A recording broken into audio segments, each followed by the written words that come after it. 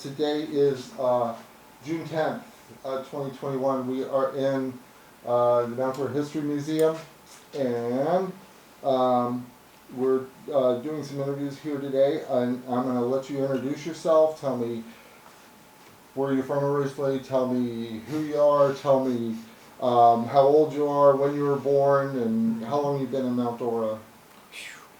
Okay, my name is Gary John Hopcraft. I was born on February 5th, 1954, right down the alley in what we call the 1921 building, which was the Richardson Unwed Hospital, Unwed Mothers Hospital. Dr. Robert Montgomery birthed me. So, as it was appropriate at the time, they would birth me here, but take me by car and put me up for adoption at what was Waterman at that point in time, to go through all the legalese of being a state adoption. I was already spoken for before I was born. So we went ahead and did that, and I came home almost instantly. So I mean, I was only there for about 3 to 4 days. Wow. And came home. And later on I found out that even though I'm a Hopcraft, my Aunt Marion, who was a Hopcraft also, was in the mix for trying to adopt me. So I would have ended up in the Hopcraft family one way or the other. Now, for a lot of people that don't realize it, but our family is part of the Tremaine family. My Aunt Dot married Clayton Tremaine, which is like the third generation in Mount Dora. So we go all the way back. We go a long way back. My dad is from, actually came from Britain. He was basically born on the boat coming into Boston Harbor. So he's from a family of 9, and they grew up here basically by way of, they moved from Boston, they went to Mansfield, from Mansfield to Wrentham in Massachusetts, and then Dad, Walter Harry, my grandfather, got a job offer in Gainesville, so he came down, the family moved down to Gainesville. Dad, I remember saying he played football for Gainesville High School, but as they came down, he got a offer, I think it was from the San Juan Hotel, to work there, and ultimately Walter Harry got hired at the Angeville because they got jealous of what he was able to do. He was a full-fledged chef in Britain when they came to America. Dad was born 1912 when they came over. We already had elements in Canada of our family. So there are Hopcrafts and Hopcrofts, and we're all related. It's such a narrow grouping of names. When you see it, there's probably a familial relation there. Since then, we've got branches of my family all over. There's some out in California. One runs a trucking company. I remember being in an art show at the Orlando International Airport and running into a distant cousin, Larry. God rest his soul. He died in that Air Geneva flight that blew up offshore of New York City, going over to France, where he spent part of the year. He was fairly well-to-do, I believe. But anyway, there's lots of us around still.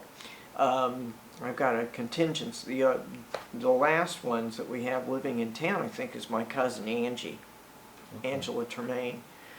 She still lives in town, I think.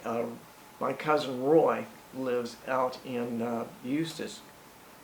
So most of us have gone away. Let's talk about when you were, a kid running around downtown versus now when you're downtown and looking around. What, in general, have you seen, both good and bad? Well, loss of a lot of little things that make life, like the amenities that you need in a town. We have no downtown pharmacy. We have no downtown grocery store. We have no downtown clothing stores, no downtown bookstores. Bronson's had a toy store, actually, up here on the corner of 5th and Donnelly. I remember it, and then it became a bookstore, and then it became Bronson's, the the inevitable little gift store of curiosities. But you know, you could go. Let me put it this way: when the bank was downtown, we had the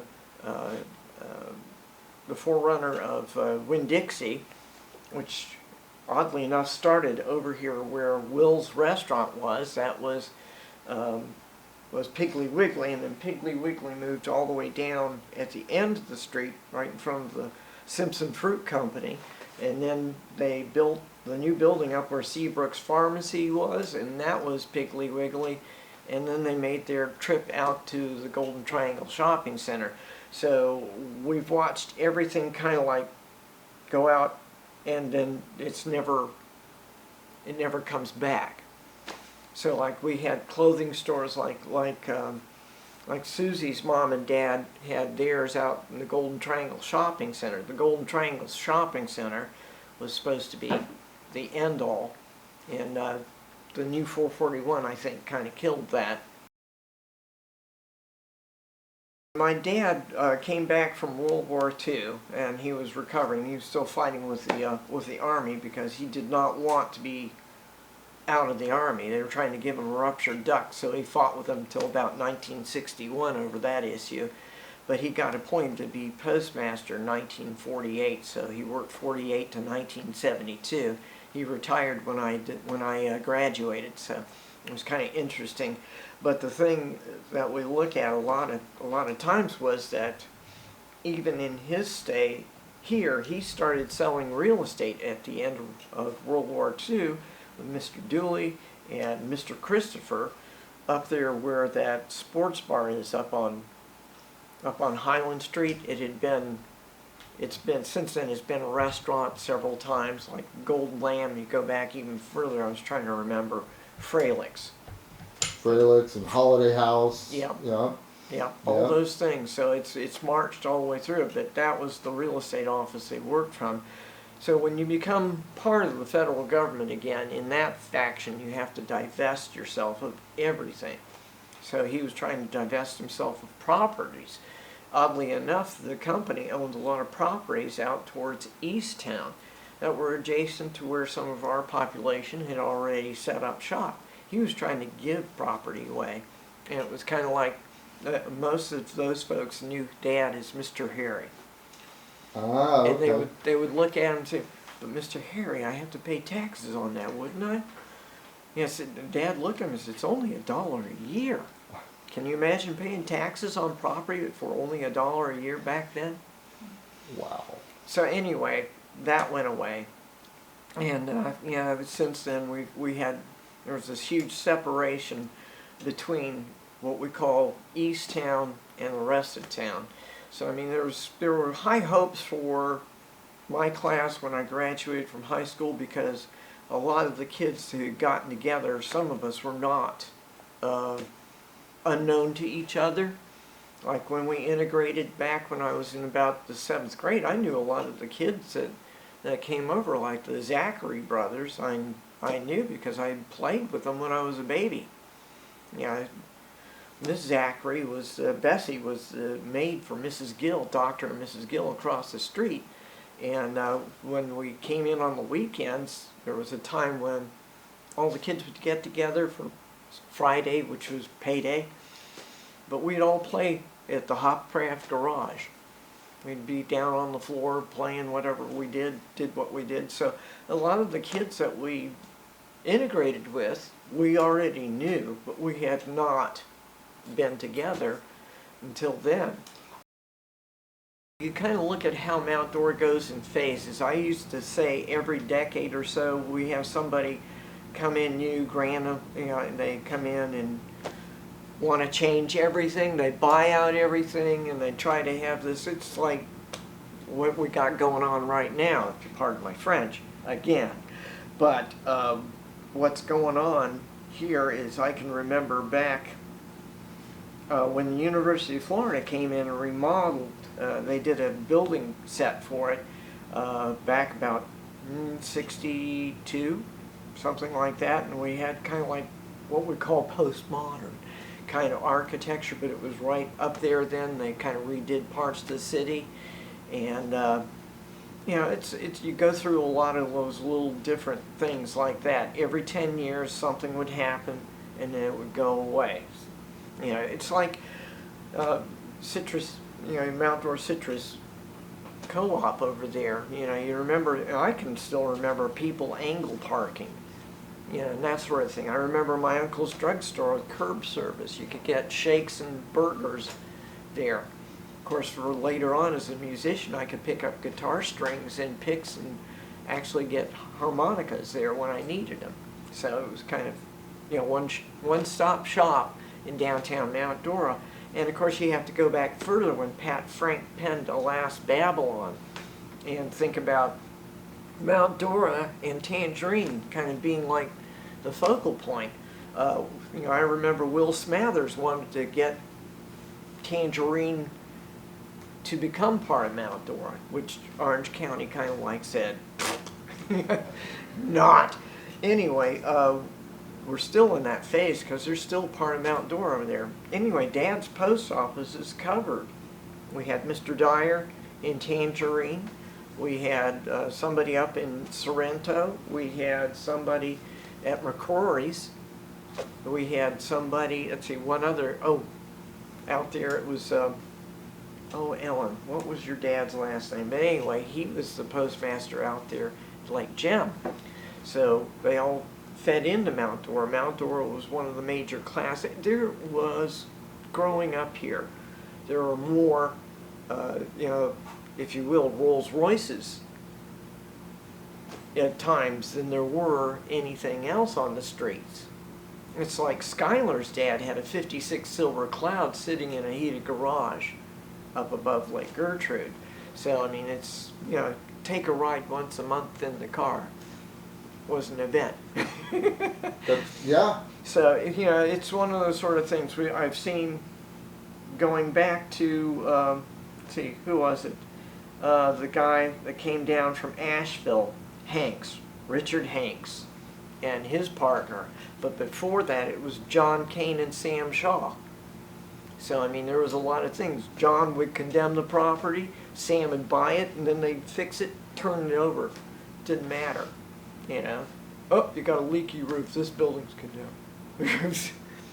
So, I mean, there's been kind of like that flim flam, and of course, Ed Roy caused one of the bigger stirs, but Hanks caused a lot of problems here in town. I remember he came in and bought my uncle's, he bought from your relative, Jack. Yeah. We used to call him Black Jack. My dad would say, when he dies, you want to watch that cortege, make sure there's not a Brinks car behind it, because he'll try to take it with him. So anyway, pardon me. Sorry, Ernie. That's beautiful. That stuff is beautiful. I love this. So, I mean, Mount Dora and Tiberias were closer than a lot of cases. But, I mean, we were, you know, there was that distance between us. We knew there was, you know, by the time I came back from Ringling School of Art and Design and decided to go to Lake Sumter, there was kind of like a difference between a lot of kids. Like the rednecks, we used to say, lived in Leesburg. But we got along, you know, oddly enough, it was a transient thing, but I got to know a lot of kids at Umatilla I would have never gotten to know. I got to know Bazards and a bunch of people like that I would never have had a chance to meet, and adored a lot of those folks. Well, that brings me to schools. So you went to Mount Dora High School. Yes, I started at, believe it or not, kindergarten at the Methodist Church when they had a kindergarten down there. I go by there all the time and see the sidewalk. I thought it was wide as a highway when I was a 5-year-old kid, but it's only about that long. And then Roseboro Elementary, first grade Mrs. Straight, all the way to the end with Mrs. Curris at grade 6. In 6th grade, you graduate. You go to Mount Dora High School at this point in time, and as a 7th grader, you're part of the high school. Played a little at a lot of things, but most of my academics were the main thing. So, yeah, graduated well, but I didn't get I was in the top 10. I didn't get a scholarship. Got nothing. Got perfect attendance and gave it to a friend who never had perfect attendance. And you went to Ringling right out of high school? Yeah. Okay. Ringling School of Art and Design was a 3-year school back at that point in time. Now it's called Ringling College of Art and Design, and it's called, get that little thing, ARCAD, computer-aided device. So it's one of the top schools in the nation and the world for digital designs of various kinds. So I'm a proud alumni. What'd you guys do for fun? Like, you're out of school or it's summertime or whatever, what kind of stuff did you guys? Well, summertime, a lot of us would go swimming. A lot of us would end up out at the Vaughn Stock, down there on Lake Gertrude. I was going to be in Lake Gertrude anyway. As soon as I graduated from high school and went to Ringling, I came back and started concentrating on triathlons. So that was my swimming pool, and then run back around the lake because it was about 3 miles on the inside and about 3.2 coming back. So it was 5K around it. What we did, a lot of us were working. I had kind of like a very conservative lifestyle. So I was kind of like kept busy with jobs, like working at Parker's Market or working on the muck. A lot of us worked throwing, pulling corn, throwing crates of corn. A lot of us worked in other aspects of the industry. Almost anybody was working in the farms. That's where the money was at the time. So I eventually ended up working with Schuyler on Skyland Farms, and his brother, Richard, is still here somewhere in the mix.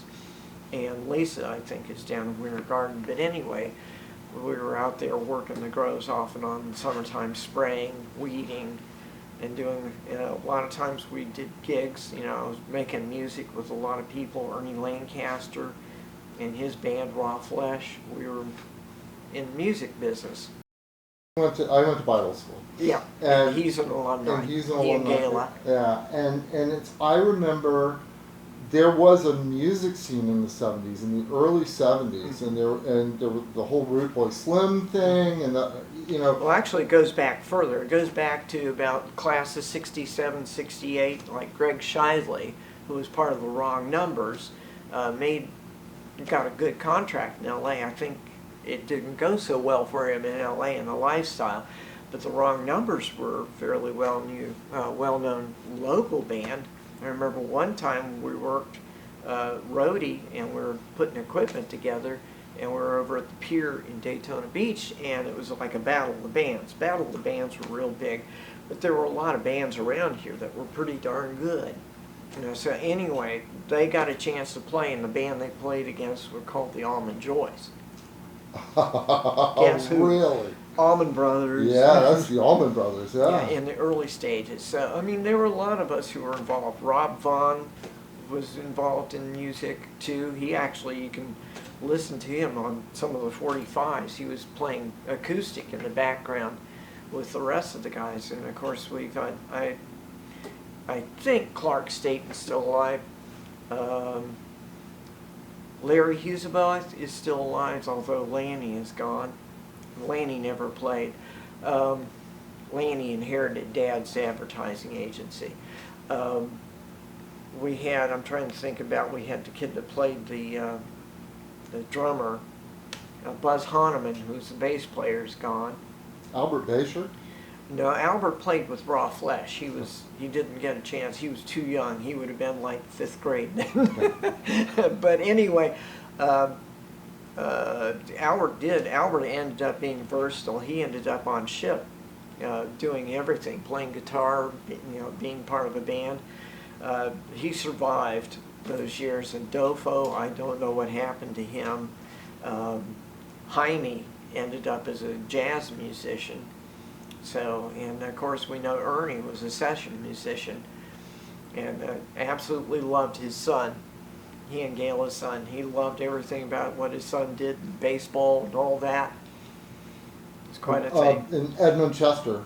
Emma is still around somewhere. I had his son in my class at Umatilla High School. Now, Emma and I used to gig a lot too, so we'd go out to the Chester property out there. Interesting history, going back in there with Cynthia and that was my age group. She had a sister that was older than she, but Mr. and Mrs. Chester used to get visits from Batista. And you knew you were in for something when you saw the black Continentals come rolling in this period. So she would do a lot of things like that. So, I mean, it's kind of like reach out and touch an amazing artist. She knew Stiglitz. She knew Stiglitz's wife. She used to hang out with Stiglitz's wife, you know, before she went out west. So, I mean, there's a lot of people.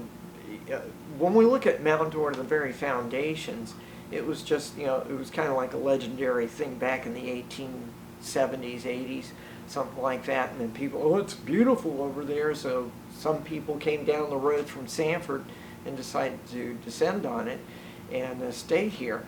And then it started to attract, you know, an inherent amount of different people. I mean, we had a president who used to come through here in winter. I know he used to give my Aunt Barbara a shiny new quarter, and he just loved her red hair with ringlets and just adored that child. So I mean, we had that in that period too. There's so many things about Mount Dora. It's kind of a unique thing, geologically or geographically too. We're right, I would say, right in the middle of the state.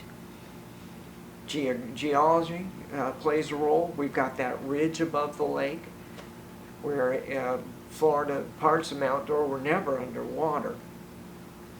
But it's kind of a midway point or a meeting point. If we go back even further, the Paleo-Indian period, it was obviously uber attracted to them because it had the lakes. If you fly over this area of Florida, it looks like Swiss cheese. Most indicative are the circular lakes, which are quite obviously sinkholes. I mean, there's a lot of things that might actually be the water, you know, when you think about it, because the aquifer takes a weird uplifting. I mean, we have Fiddler's Pond out here, which is going to be another point of contention because you're building housing right now around Fiddler's Pond. That is the aquifer dip that gives us our water. You know, and the sad thing about that also feeds Lake Gertrude. You know, it's like when they dug the goat pond, oh my God, we got water. Yeah, well, the aquifer swells up here.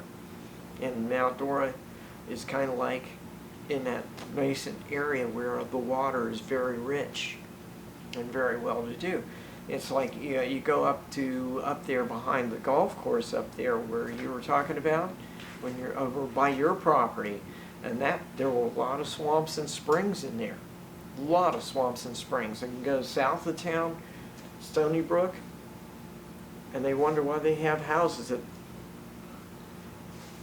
that disappeared. Yeah, they sucked the water out of it, that's why. And that used to be really rich with little lakes and swamps and springs also. I mean, you go behind the ice house, springs. You know, the whole area is just, you know, full of water. Let's come back to arts. Let's come back Yes. to arts. You had a mentor. Mabel Gill. Yeah, you had a mentor, but it kept on because it's like. Well, my mother was involved in the arts. My mother she could speak French fluently. Her name was Violet Sprang. She's a transplant, Penn Dutch Native American transplant from Ohio. She met Dr. Wells at an area up there. She worked for a dentist named Dr. McAdoo for a while after she left teaching education. And Dr. McAdoo went to a convention and took Mom along, introduced her to Dr. Wells Sr. You know, Dr. Robert Wells, his son, also is a dentist. He had his office over there on 11th Avenue where Bobby Swiger had his office for a while. And she came into town and she hooked up with my Aunt Dorothy and saw my dad, and the story was over. She, you know, we find out a lot of things in the end when parents die too. You know, I didn't even realize when Dad was a part of what we call the civilian officer training Mhm. So he came out of high school as a second lieutenant in the United States Army Reserve. He's Yeah. one of a, they had about 200 people. He was about 1 out of 10. Wow. So he came out, and that, of course, in 1930, and guess what happened? 1928, we were already in a depression in Florida, 27, 28, so everything was crap. But anyway, they got married 1935, and he was still working. They were working hotels. Dad had helped Dad all the way down to Tampa Terrace. Grandfather, Walter Harry, had been the chef for Jack Dempsey. Really? Yeah, Jack Dempsey rolled into the Angebilt, had some of Dad's Yorkshire, grandfather Harry, Walter Harry's Yorkshire pudding, said, "I want you." So he went down. Tampa Terrace was a well-known hotel back in that point in time. Now it's a little city, I guess.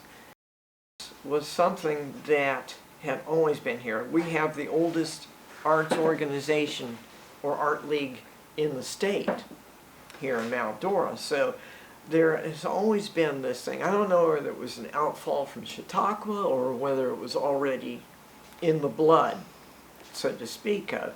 You have a number of people who settled here in Mount Dora that were probably appreciators of art, and that rolls back from the very beginnings with people who moved in. Now, parts of my family, Tremaine family, not so much. We were kind of like, we were down there hard-working, blue-collar kind of people.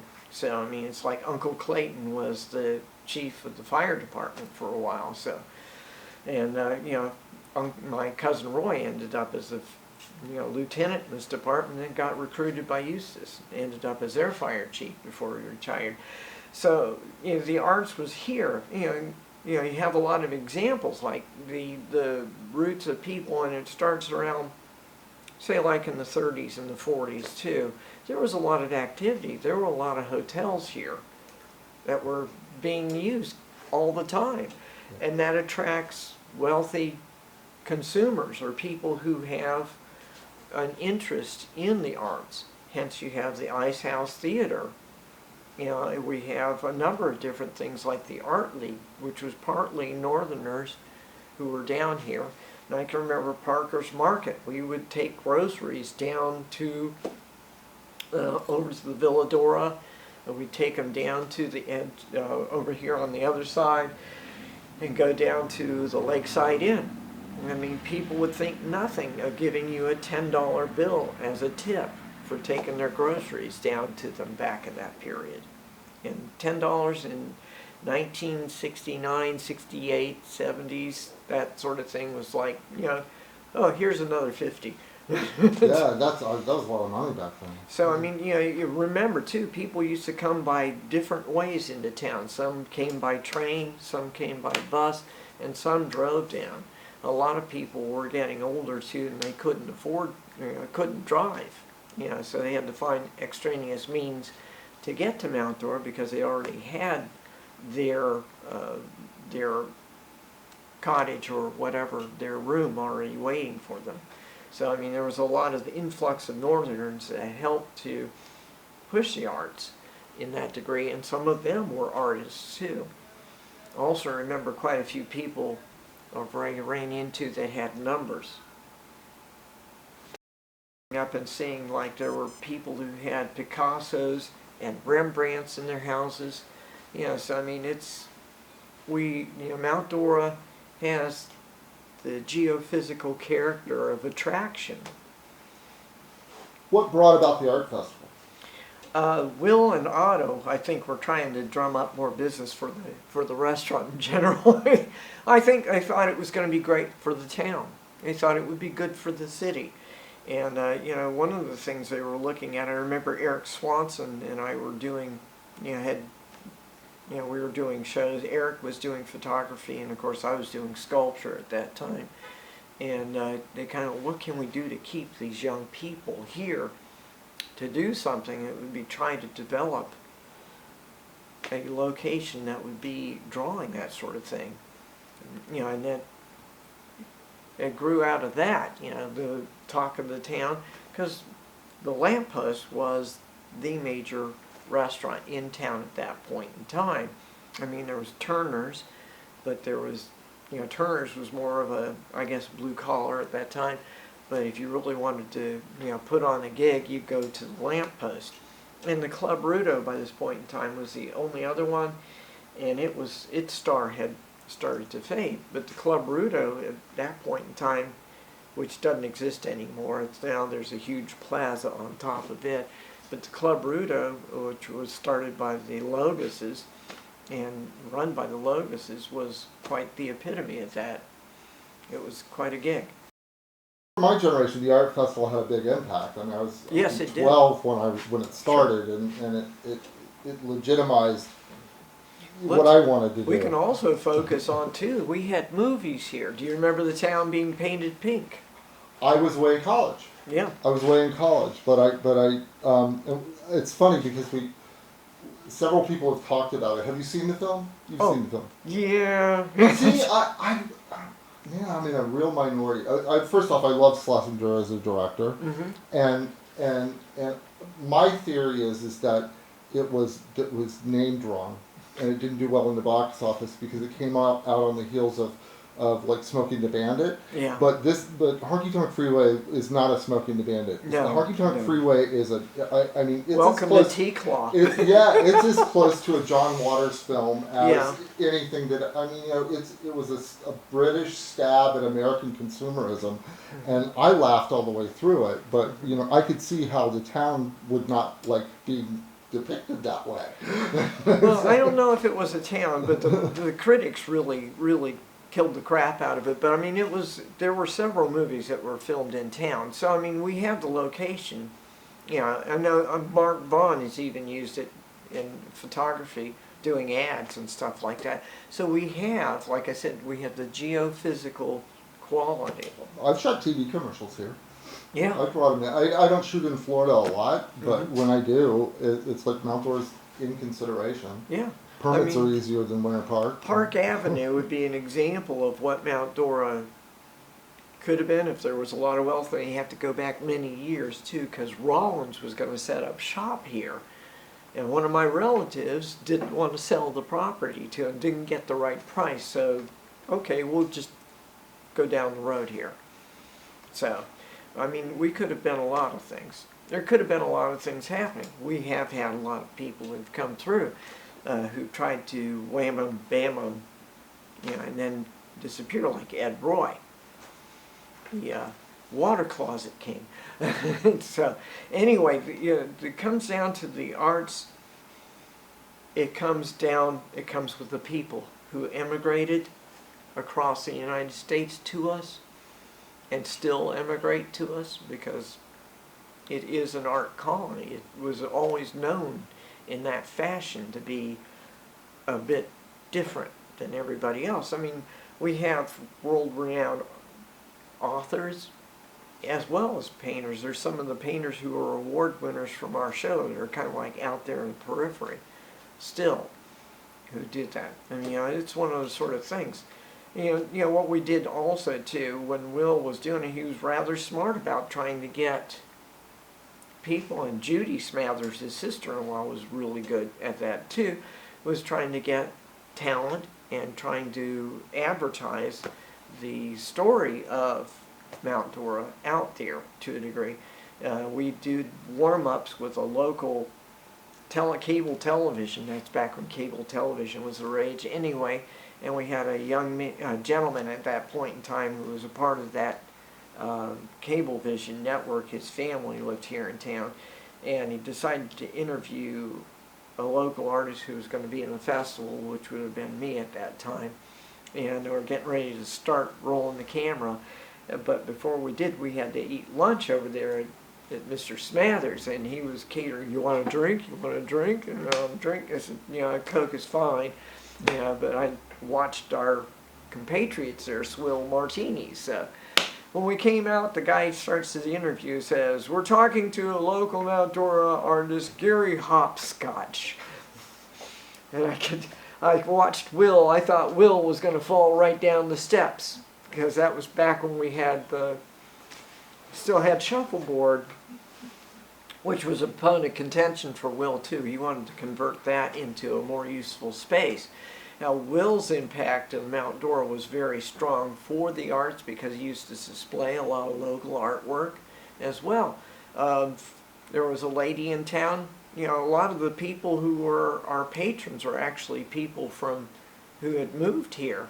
I can't remember Joanna's last name, but she used to cut hair down there where the Cuban restaurant is. There's a little off-room that was like a little independent store down here. Mm-hmm. So I mean, it's one of the sort of things that, you know, she cut hair and she sponsored Eric and myself in the first lobby of the First National Bank of Mount Dora. I don't think they've ever done anything else like that since then, but they did then. And it was, you know, when she got married and left, it was kind of like, you know, there goes somebody that was a mover and a shaker. But, you know, we have a lot of people come through Mount Dora, leave their impact, and disappear. But I mean, I go back to, like, you know, at the height of the Cold War, we don't even know, you know, there's still the intrigue of the mystery, where's the bomb shelter? Where's the bomb shelter? Well, we grew up here, a lot of people had bomb shelters. I mean, Yeah. I've been in a lot of them. Too, remember, a lot of the organizations were sponsored, like, you play for Lions Club, you play for Kiwanis Club, you play for the American Legion, da-da-da-da. And they sponsored us. They got, you know, it's like your uncle was one of our coaches. So, Yeah. you know, my dad umpired. So there was a lot of involvement from the community with this focus on, you know, kids.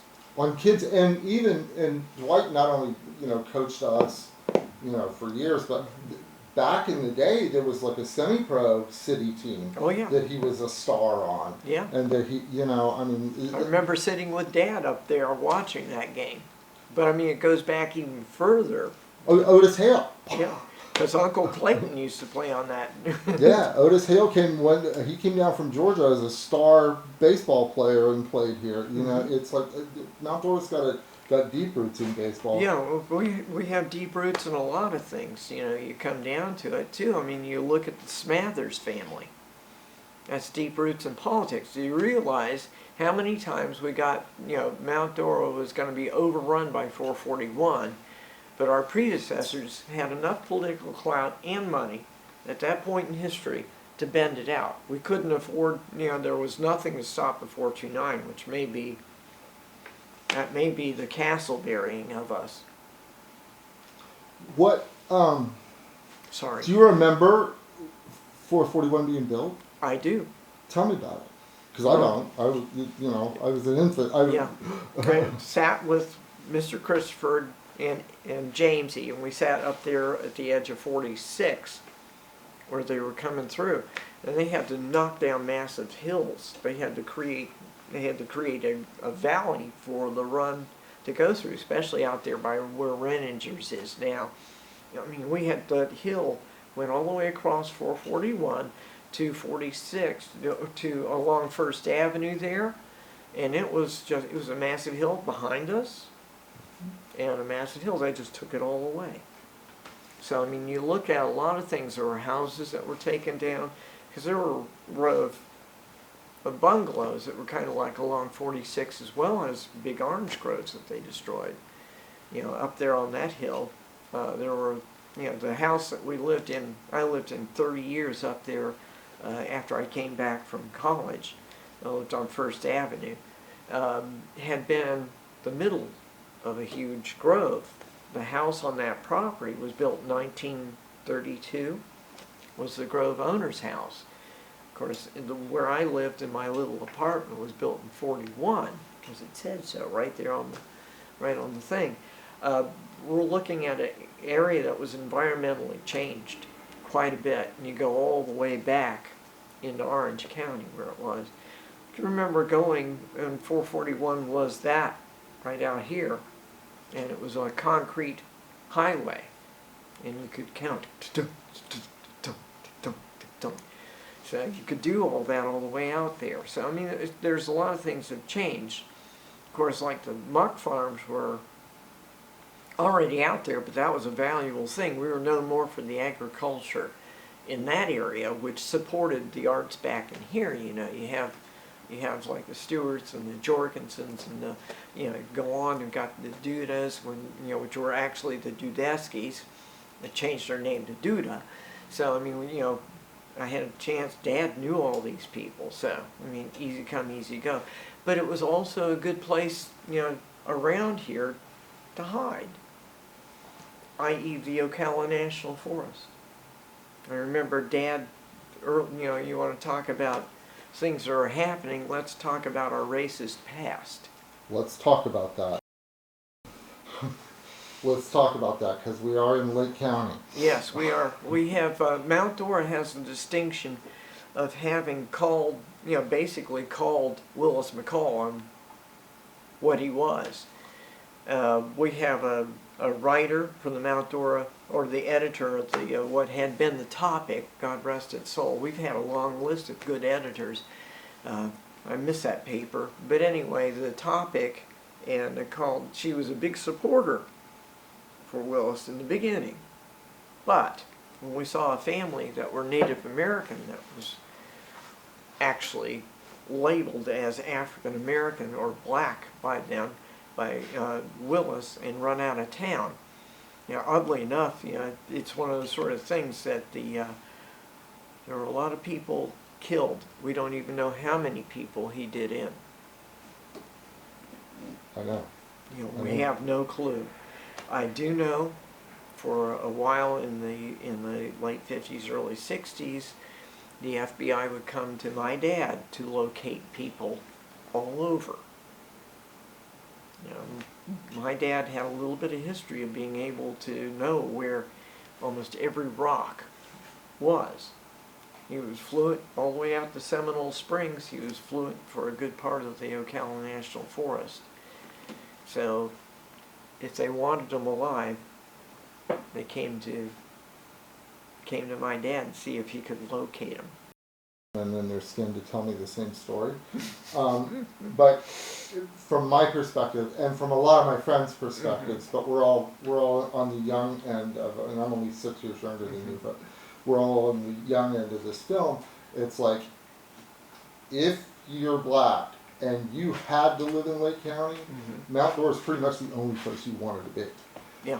And that doesn't mean it was safe here, and it doesn't mean that it was good here, but it was a hell of a lot better than anywhere else in this county. Yeah, well, you know, Willis had his roots all the way out to Zellwood. Yeah, yeah, but I think Bud Hewitt had something to do with that. I think Bud said, no, your county is, you know, sort of stay away, you know, and though I know people your age who grew up in Easttown that were chased down by sheriff's deputies just for, you know, walking while black. So. Oh, definitely. Well, we were stopped for walking while have long hair. So, I mean, there was a lot of that. We always remember Billy Bass, who was a patrolman here in Mount Dora, and he ultimately went bye-bye, but he used to just, you know, anywhere he could cause us problems. I remember one time I did a U-turn down here on Donley because it was cold as heck and I wanted to get. Here he comes rolling down. He looked at me and says, "Hopcraft, if it wasn't so damn cold, I'd write you a ticket right now." So. Charlie's one time and God rest Charlie. Yeah, but not if you had long hair. He didn't want you in there. No, he didn't. You boys get a haircut before you come back in here. Or people step out, you know, down here at the Landis's barber shop. "I'll cut your hair for free." That was, you know, I graduated number 6 in my class in 1972. There were about 150 of us. We were one of the largest classes at the time. And I interviewed a bunch of scholarships, and one of the largest questions I got was, "Would you cut your hair?" Really? For a scholarship? Yeah. Yeah. Wow. So a lot of times I wonder how much heat my dad took over that, because a lot of these were contemporaries of my dad. I also had, I was also in Students for Democratic Society, SDS, and I was also a member of the Youth International Party. I was a Yippie as well. So I was wondering if some of my political affiliations had affected his future as a federal employee. He told me it didn't, but I often worried about that. So Let's talk about counterculture in Mount Dora in in the late '60s, early '70s. We're not Daytona Beach, we're not Miami, we're not Jacksonville, but it existed here. We're certainly part of Gainesville. I gotta say that some of my contemporaries turned me on to high school chapters of the SDS, so we were involved. I remember Reverend Lacey's son, eldest son Steve, was certainly enlightened to that. Some of my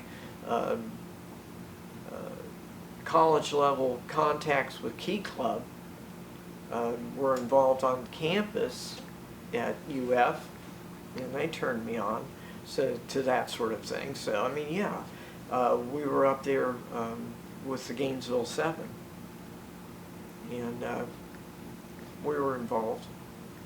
Yeah, it was an involvement for us at that point in time. So it was happening. A lot of it was happening. I remember too. It was during the Gator Growl period.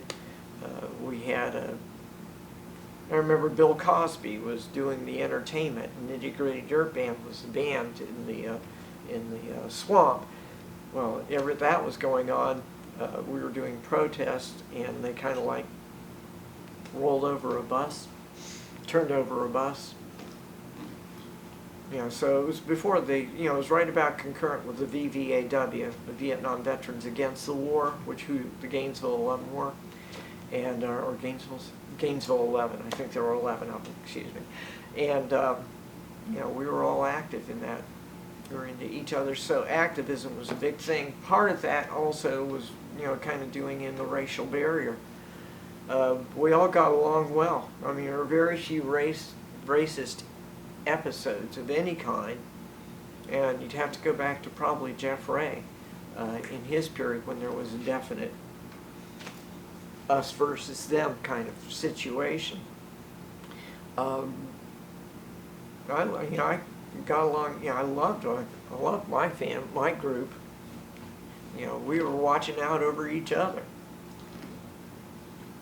All right, so that's the political aspect of the counterculture. Let's talk about the social and the social aspect of the counterculture. Visible in that, I mean, I remember like one of the early 4th of July celebrations. I remember Edmund Chester and them playing like on the back of a truck bed down by the boat ramp. Sure. And it was like, there was actual rock and roll, and there was actual, and it's like... Well, we've got, look at some of the people we've got hiding out in this area. Roger McGuinn's hiding somewhere in our midst. Mickey Carroll's hiding out in our midst. I mean, we got a lot of people. We had artists who had located here. There was a country star. They were living down next to where the Lowe's lived on Lake Gertrude for a little while. I don't remember their names right often involved, but I mean, there were a lot of people that were suddenly popping up. It's like, one day, one summer you come back to school and people are having longer hair. It was like, I remember being called into the principal's office. Joe Folsom said, "Your hair is too long. It doesn't fit with the dress code. You've got to cut it." So I had my sister cut holes out for my ears because it had to be over the ears. Dropped it on his table in a bag, and going, there you go. Do I qualify? But I mean, it was like there was a difference. I don't know if Susie remembers that or not, but there were a lot of people that used to drink a lot, and then I don't know how these teenagers got it, but there would be inevitably somebody that had a lot of booze, and then you come back to school and people are suddenly smoking pot. there's an invasion of drugs, and that sort of thing. So you have to kind of like, inside looking out, outside looking in on that sort of thing, which is a Grand Funk Railroad song. But anyway, what you think about are, how did they do this? When did this happen? How, a lot of us didn't do that. There were elements that did do that, kind of like out at the edges. I remember we had a drug bust at Mount Dora High School in 1972. And there were about 3 of my classmates that were rounded up, and they actually had materials in their cars and that sort of thing. I'm not really sure exactly how it's gone, but drugs have been a part of the American culture for as long as I can remember. I remember my mom was actually a tutor for a big band back in the 20s, and there was Benzedrine to keep the musicians playing all night. It's just like the movie that you see out there right now about the jazz singer, the blues singer. It was inevitable. It was kind of gravitated at the edges. There was a vein of wildness, I think, that goes through. I mean, we've had social situations that were challenging even for from the aspect of being a kid. You watched interesting social situations that were risky behavior even for adults doing that. I mean, a lot of this stems out of the national change. We're certainly not out of the national flow. We'd go to see rock concerts of various kinds down in Bithlow at the sports stadium. And the Lakewood Civic Center. Yeah, down the other direction, or even down in Tampa at the edge. I mean, we used to see even the Amboy Dukes were playing at the Van Weasel Hall down in Ringling, down in Sarasota. Of course, everywhere it was going, you had the counterculture at the edges. I mean, there was hardly a concert you didn't have the whirling dervish, the chick rocking out to the music, probably on something that we don't want to know about. And there was also the blue haze hanging over that.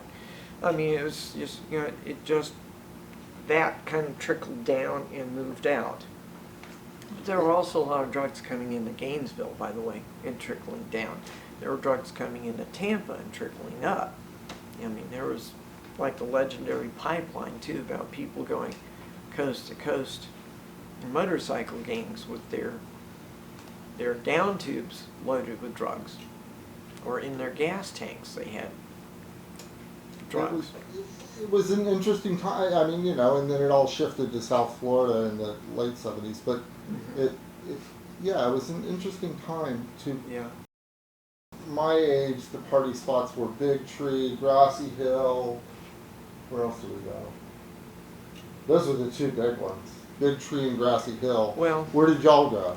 A lot of people would locate at various venues around houses and stuff like that. They'd stay around people's places, pretty much so, because the police were not beyond patrolling and looking and showing up at untimely areas, and not only that, but the county mounties, and you didn't want to get. I know that by the time I came back from Ringling, I was at Lake Sumter. They had a drug bust out there. So some of my contemporaries, including one of the hometown boys here, ended up in jail for possession. It was back in the day, possession was wrong.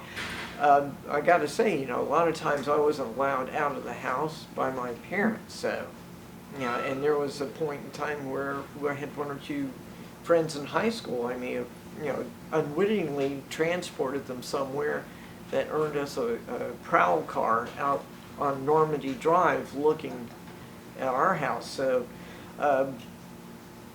people partied where they could. A lot of times it seems like Sorrento was an area out as far as they could get away from the downtown area, but certainly there was a lot of it going on around on certain docks on Lake Gertrude.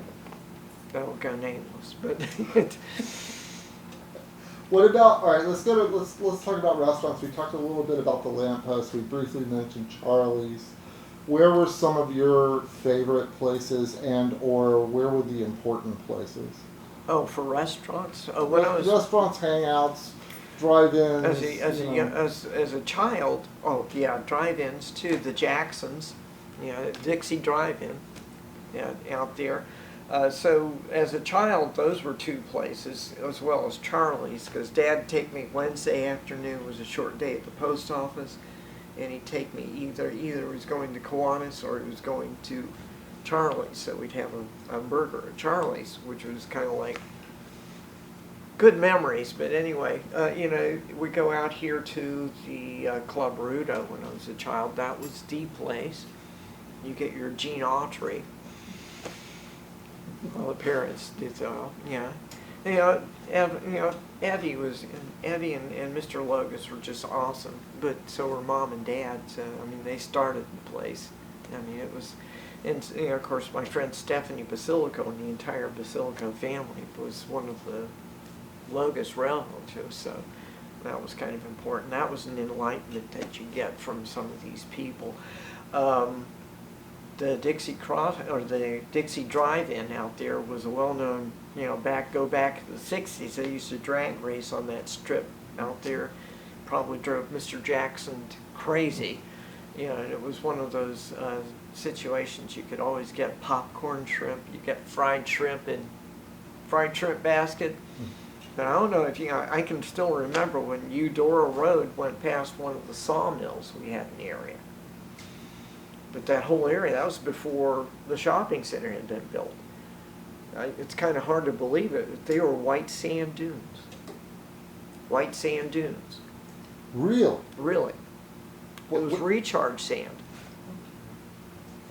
It was like lake bottom. So where that little lake is at the Golden Triangle Shopping Center, that was actually part of a little swampy area. It was a pine barren up on top of the edge. And it was that little swampy area down there. And they cleared it for the shopping center? Mm-hmm. And then Sylvan Shores wrapped on around? Well, parts of Sylvan Shores are very old. You can go back to the boom houses there that range from 22, 25, somewhere in that neighborhood, and the hotel building there. That was a hotel in the beginning. Yeah, my mom cooked there for a little while, and during World War II, she did a lot of things. She worked with my Aunt Ruby over here at the dress shop. She taught first aid out at the elementary school in Tangerine that doesn't exist anymore. She was on the go everywhere, and she managed the Princess Theater. The Princess. Did you realize that theater had been a playhouse before it became a movie theater? Back in the 20s when it was built, it was designed to be a playhouse, and they had major plays there. Of course, and then they started showing movies. They started doing it was before the talkies, and they did the movies. The playhouse kind of fell by the wayside, but they could use it temporarily. So when you go in the building, it still has the original crest for where it came out. That was actually the backstage area for the theater. And of course it lasted, it was quite the movie theater when it was. During World War II, it was, I think, probably the 40s and the 50s and early 60s were some of the major things to see. It was segregated in its own right. Blacks were only allowed, the African American people could only be in the balcony, which was kind of sad. Jim Crow visited the theaters, but here, that was it. Later on, 1972 is when that theater closed. Wayne Butler was the manager of it, and they ran the theater, and we had a Planet of the Apes. So we all gathered in there for a last running of the Planet of the Apes. So it was kind of interesting. 16th birthday saw 2001: A Space Odyssey there. Sat there and watched it twice. So, but I mean, when you think about a lot of the things that happen here, come and go. But Mount Dora had like a growth out there in the Sylvan Shores area, as well. You know, you come along the railroad tracks. You remember some of the big grove houses that were there?